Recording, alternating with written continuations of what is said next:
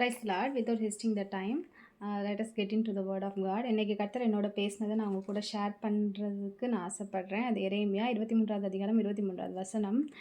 நான் சமீபத்திற்கு மாத்திரமா தேவன், தூரத்திற்கும் தேவன் அல்லவோ என்று கர்த்தர் சொல்கிறார். In English from NIV, Jeremiah chapter 23 verse 23. Am I only a God nearby, declares the Lord, not a God far away. இதில் ஒவ்வொரு வார்த்தைக்கும் நம்ம வந்து ஆவியானவர்கிட்ட தான் அர்த்தம் கேட்கணும். ஏன்னா ஆவியானவர் தான் பைபிள் எழுதினவர். எனக்கு ஒரு டவுட் வந்துச்சுங்க. தூரத்திற்கும் தேவன் அல்லவோ, இல்லை தூரம். ஏசப்பா பிள்ளைங்களுக்கு ஏசப்பா விட்டு ஏது தூரம் சொல்லுங்கள். ஏசுவேன்னு நீங்கள் கூப்பிட்டீங்கன்னா, நீங்கள் கண்ணீர் விட்டு கூப்பிடுறப்போ கண்ணீரை துடைக்கிறதுக்கு அவரே வர்றாரு. வேதனையில் கூப்பிடுறப்போ இயேசுவேன்னு அவரே வந்து சுகம் கொடுக்குறாரு. வலியில் துடிச்சிக்கிட்டு இருக்கிறப்போ அதை வந்து சரி பண்ணி கொடுக்குறாரு. இயேசுவேன்னு கூப்பிட்டுட்டா, ஒரு சுச்சுவேஷன் உங்களால் ஹேண்டில் பண்ணாத முடியாதப்போ இயேசுவேன்னு கூப்பிட்டா அவர் வந்து உங்கள் கையில் சொல்யூஷனை கொடுக்குறப்போ எப்படி தூரம் வந்துச்சு? அவர் சமீபமாக தானே இருக்கிறாரு. நீங்கள் எங்கேருந்து கூப்பிட்டாலும் அவர் உங்கள் சமீபமாக தானே இருக்கிறாரு. அப்போ தூரத்திற்கும் தேவன் அல்லவோன்னா என்ன? இதுதான் என்னோட டவுட், பெரிய டவுட். நான் ஆவியானவர்கிட்ட கேட்டேன், அவர் எனக்கு சொல்லி கொடுத்தாரு. அதுக்கு அடுத்த வசனத்தை கொண்டு போனார் என்ன. நானும் உங்களை வந்து அடுத்த வசனத்துக்குள்ளே கொண்டு போகிறேன். எவனாகிலும் தன்னை நான் காணாதபடிக்கு மறைவிடங்களில் ஒளித்து கொள்ளக்கூடுமோ என்று கர்த்தர் சொல்கிறார். நான் வானத்தையும் பூமியும் நிரப்புகிறவர் அல்லவோ என்று கர்த்தர் சொல்கிறார். எவனாகிலும் தன்னை நான் காணாதபடிக்கு மறைவிடங்களில் ஒளித்து கொள்ளக்கூடுமோ. இதை ஹைலைட் பண்ணிக்கோங்க. தூரத்திற்கும் தேவன் அல்லவோ. தூரம்னா என்ன தெரியுமா? இது டிஸ்டன்ஸை குறிக்கலைங்க. இது வந்து பாவ வாழ்க்கையை வாழ்கிறவங்கள குறிக்குது. அப்போ தூரத்திற்கும் தேவன் அல்லவோ. அப்போ பாவ வாழ்க்கை வாழ்கிறவங்க கூப்பிட்டா கேட்க மாட்டாரானா? கேட்பார். ஆனால் இந்த வசனத்துக்கு அது அர்த்தம் இல்லைங்க. அதுக்கு தான் அடுத்த வசனத்தில் நான் ஹைலைட் பண்ண வச்சேன். எவனாகிலும் தன்னை நான் காணாதபடிக்கு மறைவிடங்களில் ஒளித்து கொள்ளக்கூடுமோ. நான் ஒரு எக்ஸாம்பிளோட சொல்கிறேன். நான் என்னவே சொல்கிறேனே, சின்ன வயசாக இருக்கும்போது, இப்போ கிடையாது, இப்போவும் அப்பப்போ அப்படின்னு வச்சுக்கோங்க. என்ன பண்ணுவேன், கிச்சனில் இருக்கிற பூஸ்ட் வந்து நான் சாப்பிட்ற பழக்கம் இருக்குது. இப்போல்லாம் அம்மா கிட்ட கேட்டு தான் சாப்பிடுவேன். நான் சின்ன வயசுலலாம் வந்து அம்மா இல்லாதப்போ சாப்பிடுவேன். நான் என்ன நினைப்பேன், அம்மாவுக்கு தெரியாது, அம்மா இல்லை, நம்ம சாப்பிட்ருவோம் அப்படின்னு நினச்சி சாப்பிடுவேன். அப்போது அம்மாவுக்கு நான் மறைஞ்சிக்கிட்டேன். ஆனால் என்னை யார் பார்த்துக்கிட்டு இருக்கா? பிதா பார்த்துக்கிட்டு இருக்காரு.